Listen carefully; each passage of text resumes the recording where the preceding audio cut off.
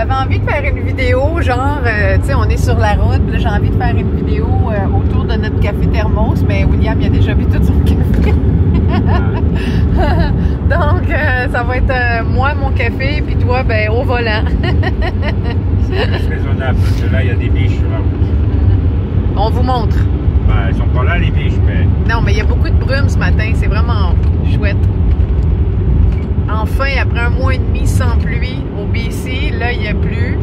Là, ben, aujourd'hui, ce matin, on roule, puis il y a plein de brume. C'est vraiment beau.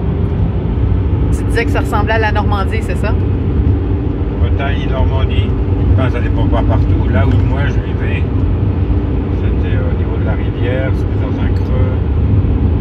Donc il y a toujours beaucoup de brouillard, de brume.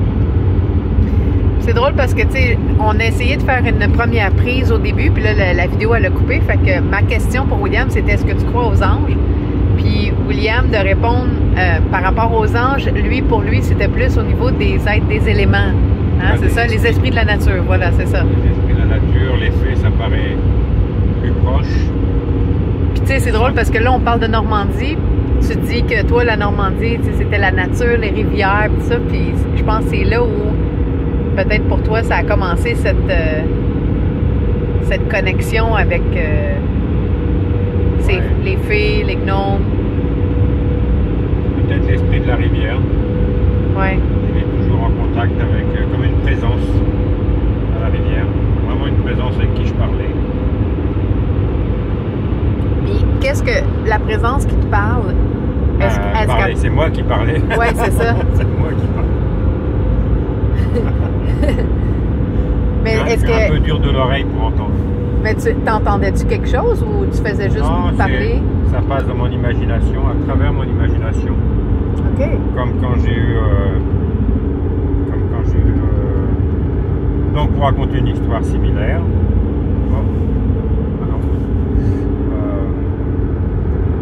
Un matin je roule et puis il y a du verglas, la route est glacée et ma voiture dans un virage part un peu de l'arrière et je me dis oh, heureusement que j'ai la voiture et pas ma vanne, une vanne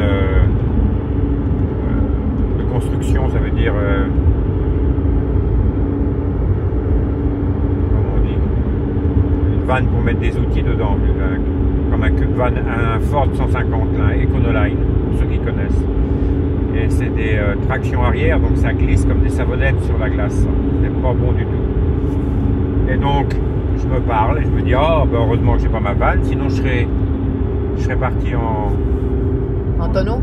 Non, en tournée, parce que c'était un virage, une courbe très prononcée. Et puis sur le bord de la courbe, il y a des barres de ciment pour bloquer, pour pas partir de l'autre côté. Et je me dis, oh, mais j'aurais tapé le ciment. Et après, je me dis, oui, mais peut-être que j'aurais passer par-dessus le ciment. Dans ma tête, je me dis, ah ouais, mais je mets jamais ma ceinture. Donc c'est dangereux. Donc, OK, tout le monde, il faut mettre votre ceinture, OK? Non, pas nécessaire. Donc, dans ma tête, première chose, c'est, j'ai pas les moyens de perdre ma vanne, détruire mon véhicule. Et puis, si ça arrive, pour les tonneaux, je me dis, faut que je prenne le volant comme ça. Par derrière et je me mette le buste sur le volant pour avoir un point d'attache. Voilà. C'est le matin, il fait nuit encore, c'est en hiver évidemment. C'est juste avant Noël en fait. Et l'après-midi, il faut que j'aille en urgence chercher un panneau de plywood. Je prends la vanne, j'accélère et hop là, c'est parti. T'as fait des tonneaux? Non, la vanne est part, j'essaie de la rattraper, une voiture vient en face, je dis ok, c'est fini. Donc je freine et je vais dans le fossé, très profond.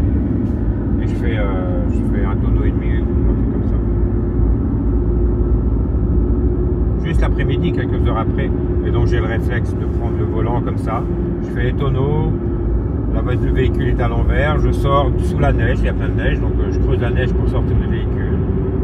Et puis rien, pas une égratignure, rien. 3/4 d'heure après, quelqu'un vient me dépanner, et puis la vanne est à la menuiserie. Donc c'est à travers des dialogues intérieurs que la communication se fait. Donc c'est pas facile de distinguer si je suis en contact avec quelque chose, quelqu'un extérieur à moi. Voilà. C'est c'est là où est le problème. Comment reconnaître quand c'est un dialogue intérieur, ou même dire que tous les dialogues intérieurs, ben, c'est un dialogue avec une partie de nous-mêmes ou avec un ami invisible. Je ne peux pas le distinguer. Je n'ai pas cette faculté de distinguer, mais par contre, je peux reconnaître le dialogue intérieur et puis reconnaître qu'après, ben, j'ai reçu une information et un conseil. En fait. Oui. C'est là que c'est troublant. C'est là que... Puis j'ai une question pour toi. Mettons, tu sais, non, non, c'est bon, c'est excellent. Il fallait que tu comptes ton histoire. Ce que tu racontais le matin, tu disais, oh, tu avais comme eu un visuel d'une probabilité, de quelque chose probable qui était peut-être pour se passer. Quand tu l'as vu se défiler, cette image-là, puis, OK, ben j'aurais juste à faire ça, j'aurais juste à faire ça. Est-ce que tu as senti que ce qui t'était montré, c'était... est-ce que c'était pour te faire peur? Est-ce que c'était... Non, hein? Il y avait quelque chose de beau. Non, j'ai absolument pas eu peur. C'était un dialogue intérieur, puis je me disais, oh, mon imaginaire, il tourne.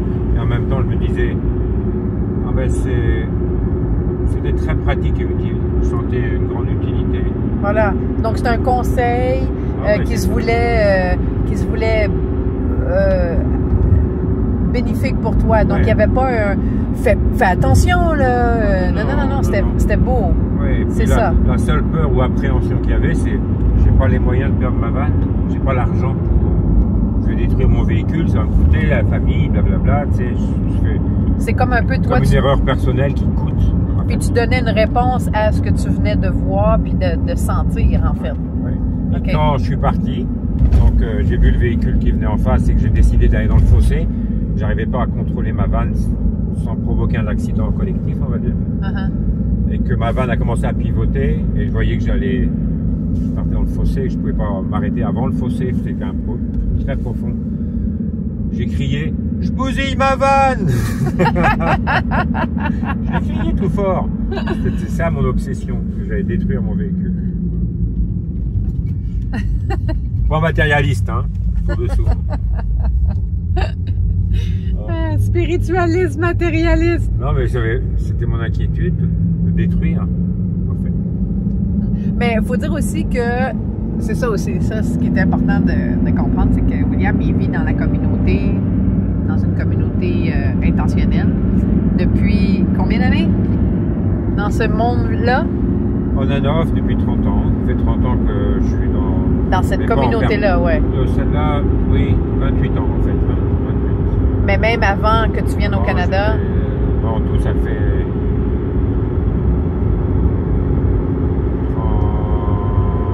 35 ans. Depuis que j'ai 25 ans. Voilà. Alors, on connaît ton âge. Non. Ce que je veux dire là-dedans, en fait, une des raisons pour laquelle on a cette conversation-là ce matin, c'est que tu sais, je t'ai fait une vidéo plus tôt sur une petite short and sweet, puis ça c'est rare, mais cette short and sweet-là, c'était peu importe ce qu'on va te dire, ce que tu ressens, ce que tu entends, ce que tu vois. Si toi tu crois aux anges puis qu'ils te parlent, si toi tu vois des fées le matin puis qu'ils te communiquent, puis que le reste du monde autour de toi te dit, ben, c'est peut-être pas vraiment ça. Puis je te disais, l'important c'est que toi tu y crois, puis que tous ceux et celles qui vont te dire que c'est pas vrai, ces gens-là, t'as pas à les écouter, t'as pas à croire ce qu'ils te disent, parce que de toute façon, tu es le héros de ton histoire. T'es celui qui cale la shot. T'es celui qui est en communication avec 3 petits points. Puis cette conversation-là qu'on vient d'avoir avec William, c'est ça que, en fait, ça fait un lien avec qu'est-ce que je te disais dans l'autre vidéo.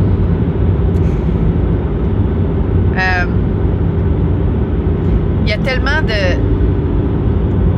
La question que je posais aussi à William, c'était justement comment tu sens, tu sais, j'ai pas cette faculté-là, je sais pas qui me parle, je sais pas s'il me parle, mais qu'est-ce que c'est dans ce cas-là? Pourquoi tu te poses la question à savoir peut-être que ce sont les filles, peut-être que ce sont les licornes, les dragons, whatever, tu sais.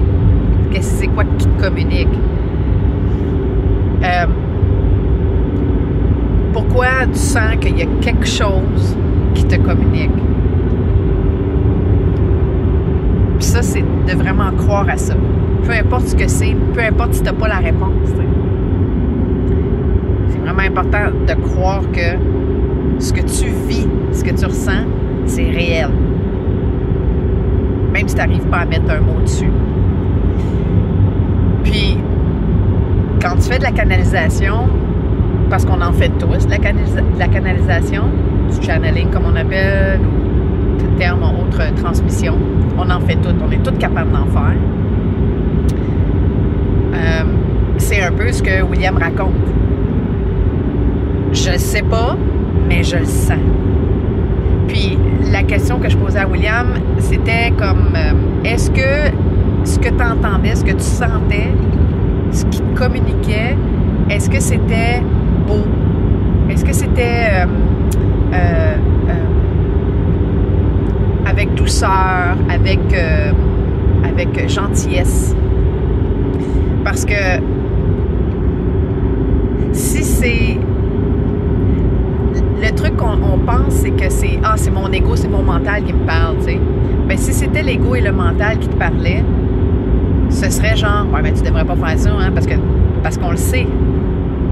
On le sait comment ce que c'est l'ego et le mental. Tu te l'avais dit qu'il n'aurait pas fallu que tu fasses ça. Ah, il m'énerve, lui. Oh, elle est toujours en train de dire. Le truc un peu... c'est négatif, mais en même temps, c'est ce truc-là comme polarisé. De... Ah, je te l'avais dit de ne pas faire ça. La fameuse petite voix. Ça, oui. Ça, c'est l'ego puis le mental qui te parle. L'ego, oui. Parce que le mental, il peut très bien servir au messager à l'âme. Si l'âme donne un conseil, il va utiliser le mental, là aussi. On peut passer à travers le mental. C'est comme le corps physique. Le corps physique peut être bien souple, agréable, avoir des bonnes sensations, ou provoquer des douleurs. Donc, il y a deux aspects au mental, c'est ça? Oui, je pense que oui. Le mental peut être le véhicule des mémoires et des peurs et exprimer toutes ces choses non conscientes, non contrôlées, dans le sens que c'est des mémoires collectives, par exemple, des peurs collectives. Tel pays nous a envahis 5 fois dans le passé. Donc, quand on pense à eux, on a un petit shrinkage. Oh ben eux, ça c'est des mémoires qui ne nous appartiennent pas nécessairement, mais qui passent à travers le mental. Et le mental peut dire, oui mais c'est fini ça. Dans ce pays-là, c'est d'autres personnes qui sont incarnées. C'est plus les mêmes. Cette génération-là, avec lesquelles nos générations précédentes se sont battues, les enfants n'ont rien à voir avec ça peut-être. Peut-être. Donc le mental, il peut dire ça aussi. Dans ce sens-là. Mais c'est l'ego. C'est lui l'ego, cette personnalité, cette nature.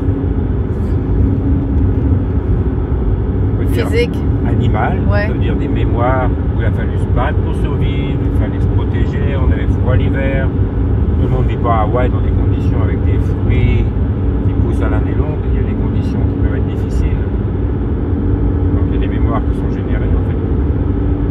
L'hiver arrive, il faut se préparer. Ça influence, ça nous influence. Ouais. Et en même temps, le mental peut servir à dire attends, écoute là. Comme tu dis, attends, écoute. Ça ne m'appartient pas ça.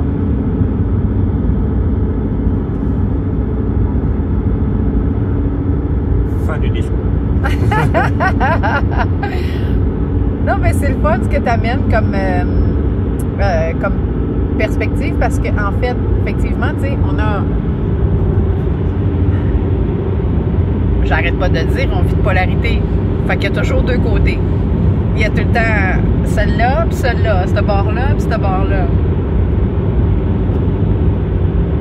Fait que dans ma nature, dans ce que je pense être, il y a aussi deux aspects de cette nature-là. Puis les deux aspects se valent autant l'une que l'autre. Puis en même temps aussi, dans ces deux aspects-là, comme je te disais aussi, c'est d'aller trouver ton centre, d'aller trouver ton essence, ta vérité.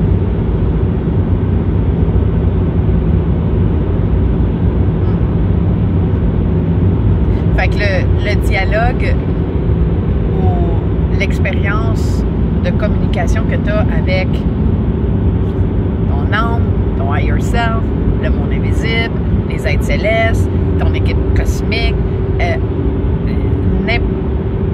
n'importe qui ou quoi que tu n'es pas capable d'avoir un visuel physique,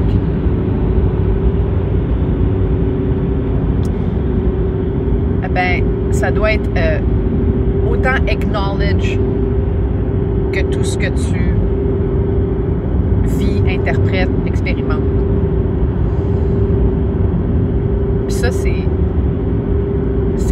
un bel exercice parce que jamais, à venir jusqu'à maintenant, on aurait été des fous, ça serait fait emprisonner, ça serait fait brûler, il y a des tu comprends? Fait que, comme tu parlais, William, de cette fameuse du mental collectif. Ouais. En fait, ce dont tu parlais avant, là, oui. C'était la voix est douce, oui. C'est une voix qui est bienveillante, elle n'impose pas. Ça, c'est des amis, c'est des bons parents. C'est pas les parents qui punissent les enfants, c'est les parents qui éduquent les enfants, qui conseillent les enfants. Ça peut être notre higher self qui nous parle, ça peut être des amis invisibles, ça peut être... On ne sait pas exactement, puisque on n'a pas la perception exacte, on ne peut pas le nommer, mais comment ils nous parlent, ça on peut reconnaître. Quand c'est les mémoires anciennes, il y a une oppression, il y a une sensation d'oppression, il y a une sensation d'imposition, il y a une restriction. Comme on se met sur la défensive, sur la défense, parce qu'il y a un danger. Ça, c'est forcément les mémoires qui parlent. L'autre, elle est bienveillante, c'est bienveillant. Le matin, c'était bienveillant ce que j'ai vécu. La seule chose que ça a éveillé, c'est la peur de perdre mon véhicule. Voilà. Le reste, il n'y avait rien de dramatique, rien. Oh mon Dieu, j'aurais pu mourir. Oh là. Ouais. C'était, si ça arrive, il faut faire ça. Mais aussi, donc, la peur de perdre le véhicule, c'est parce que tu sais que ce véhicule-là, c'est pas à toi, c'est au collectif dans lequel tu vis. Ah oui, c'était ton véhicule? Ah, ok. C'est au collectif de ma famille. Ça veut dire que si je pète mon véhicule, dans l'économie familiale, il faut que je rachète le véhicule que j'ai payé. C'est ça. Que j'ai pété, pardon. Ouais. Alors, donc c'était plus dans ce sens-là, dans ma responsabilité de membre familial. Mon épouse et ma fille. Cet argent-là est part, elle n'est plus disponible parce que j'ai pas été vigilant et attentif. Donc c'était ça seulement c'était ça mon cri quand j'ai perdu le contrôle. Ouais. Mais j'étais confiant qu'il y avait, j'avais pas peur de l'accident. C'est pour moi quoi. Ouais. Donc pour revenir à la rivière, ce dialogue intérieur qu'il y avait. Quand j'étais enfant, c'était un dialogue avec une présence féminine, toujours à la rivière. C'était toujours lié avec les promenades au bord de la rivière. Tout le temps. Donc c'est possible que ce soit... Mon être a besoin d'être proche de l'eau, et donc je me sens bien, et puis là je peux faire un contact avec mon âme. Ou bien c'est une présence féminine qui cherche à me parler, et puis là, je suis dans des conditions favorables pour entendre, pour faire un lien. J'ai aucune idée en fait. J'allais pour pêcher. Je pêchais à la surface, ça veut dire que je pêchais les poissons qui étaient visibles depuis l'extérieur. Donc, plus j'y allais, et moins j'avais envie de pêcher. Et j'allais me promener. J'imaginais que je pêchais, mais je n'attrapais plus les poissons. C'est drôle. C'était comme lourd de pêcher avec la canne à pêche, les fils sont mêlés, parce que j'étais très spécialiste pour mêler le fil, m'accrocher dans les branches, blablabla. Et plus ça allait, moins je pêchais.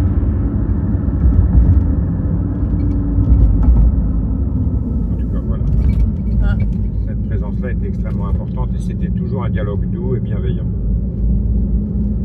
Fait que, tu sais, c'est ça aussi, t'entends souvent parler de ça, puis je t'en parle aussi souvent. Bon, pour William, c'est la rivière. Moi aussi, je te parle, je t'ai fait une vidéo sur la rivière qui me parle. T'as cet appel-là fort d'aller dans la nature. Ben, c'est peut-être parce que justement, en quelque part, tu sais, ça, qu'on ne sait pas, c'est quoi? Ça veut nous communiquer.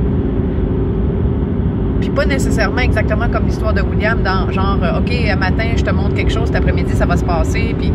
Mais ça se veut aussi comme un daily routine. C'est comme un nettoyage, c'est comme, tu sais, tu prends ta douche à tous les jours, tu te brosses les dents tous les jours, en tout cas, j'espère pour toi. Je te juge pas. On te juge pas. Fait que on est des petites bébites de communication. On est des êtres extraordinaires. On est fait pour communiquer. On est fait pour interagir avec l'autre, vivre des expériences. Fait que l'appel que tu aurais peut-être, je sais pas pourquoi, me semble que c'est pas moi, ça n'a jamais été moi. Ça, c'était moi. Ça n'a jamais été moi. J'ai toujours été une fille de ville. Comment ça se fait qu'à un moment donné, ça fait wow! Puis là, je te dis ça, puis aujourd'hui, je vis en campagne, mais peut-être que pour toi, avec ce que tu expérimentes dans ton quotidien, tu peux pas vraiment te permettre en ce moment même de faire le move, le switch. Mais si ça t'appelle, ne serait-ce que, je sais pas pourquoi, mais j'ai envie de mettre 2-3 géraniums, un plant de persil puis un plant de basilic sur mon balcon. Go for it. Il y a quelque chose avec cette connexion à la nature qui est essentielle à notre santé. Puis je parle pas d'une santé physique, là.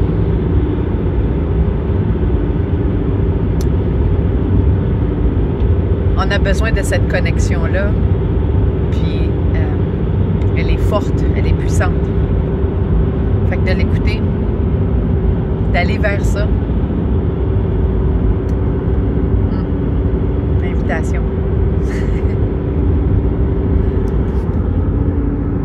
Hein? En fait, c'est ça, c'est quand j'ai dit une hygiène. Donc dans notre système, dans notre corps, on l'absorbe et on est obligé d'éliminer les choses. On ne peut pas tout garder. Et si on garde tout, on tombe malade, on n'est pas bien. Donc ce lien avec la nature, peu importe comment il est, pour un citadin, c'est beaucoup plus difficile. Et en même temps, vu la pression de la ville, des buildings, du concrete, du métal, des pollution odeurs, de toutes sortes, bruit, visuel. Même, le palpable, Oui. il n'est pas forcément du fun, mais dès qu'il y a un arbre et qu'on marche sous tout le monde est heureux de marcher sous les arbres en ville. Oui. Donc c'est, le contraste est plus fort, mais le lien il reste. C'est nécessaire pour éliminer énergétiquement des choses que la nature reprend, et sinon on tombe malade, on n'est pas bien, psychiquement on n'est pas bien, on est stressé, on est nerveux, on est impatient, mécontent, name it. Donc c'est la même chose. Donc le lien à la nature, ça permet d'avoir des énergies qui circulent, comme pour le corps physique, l'élimination. C'est un peu aussi le rappel de cette... La nature aussi, elle nous montre que on est tout le temps connecté. On est ce canal justement de transmission.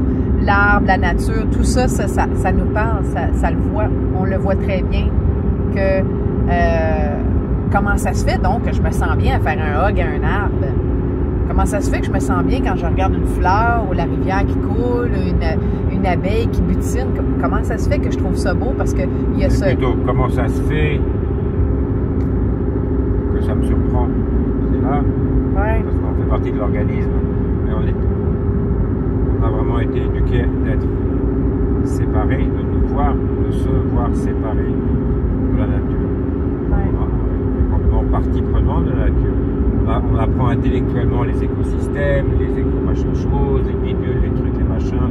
Tu retires un animal ou une plante, ça a des impacts pas possibles sur le reste, ça déséquilibre. Intellectuellement, on le sait. C'est notre intellect inférieur, il ne fait pas le lien avec le fait que alors on est une partie. C'est pas égal, d'un coup, il faut faire tout un processus de réflexion pour dire ah oui, j'appartiens à cet organisme, blablabla. C'est très théorique. Ça veut dire qu'au niveau de la sensation, on est vraiment coupé. Comment ça se fait qu'on est coupé? Comment ça se fait qu'on est? Coupé. Ouais. Comment ça se fait qu'on est dans l'eau et qu'on a soif? Comment ça se fait on respire l'air et puis on se sent étouffé? C'est quelque chose qui est aberrant. Donc il y a quelque chose dans notre mode de voir le monde, de vivre, qui est aberrant. C'est quoi? Chacun doit le corriger, ça, chacun doit voir c'est quoi sa priorité. Mais c'est quand même aberrant de savoir que les écosystèmes, on les lit dans le journal, on le lit, maintenant on découvre l'écologie, et pour soi-même, on ne fait pas le lien. Donc, c'est vraiment ça l'intellect. L'intellect est déconnecté de la réalité. Ouais. Et là, pour en revenir à cet intellect-là, tantôt qu'on parlait, là, l'inférieur, bon, l'ego, et puis tu as le mental aussi, qui a cette belle... ce bel aspect, justement, de la réflexion, tout ça. Ouais. Il peut nous lier mais il peut juste nous lier à une autre réalité. Exact. Il peut pas l'expérimenter, l'intellect. Il ne peut pas l'expérimenter. Il peut juste faire un lien et après ressentir ce lien. C'est ça. Et je pense vraiment ce que tu viens de dire, c'est intéressant parce que souvent, tu sais, je t'en parle en plein de vidéos, on est venu vivre des expériences, on est venu ressentir la vie. On l'a très bien intellectualisé, on l'a bien nourri avec l'ego, on l'a mentalisé, on sait 1 + 1, ça fait 2. Bon, ça souvent, on le sait, et là maintenant on est appelé à sentir. Je le sais, est-ce que maintenant je peux le ressentir? Puis ça, c'est un bel appel en fait pour justement faire le petit lien de cette fameuse canalisation, ce fameux lien qu'on a avec ce qu'on ne voit pas nécessairement, mais qu'on est lié à. On est appelé à ressentir cette vie-là, parce qu'elle fait partie de tout ça.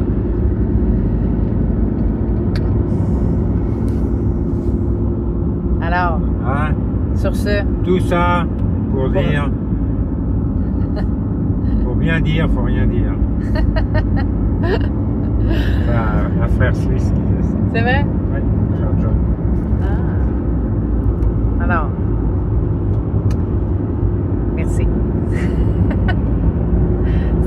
C'est une première, hein, de conversation. Ouais, c'est un peu long quand même. Ben, C'est un petit peu long. quand c'est long, c'est bon.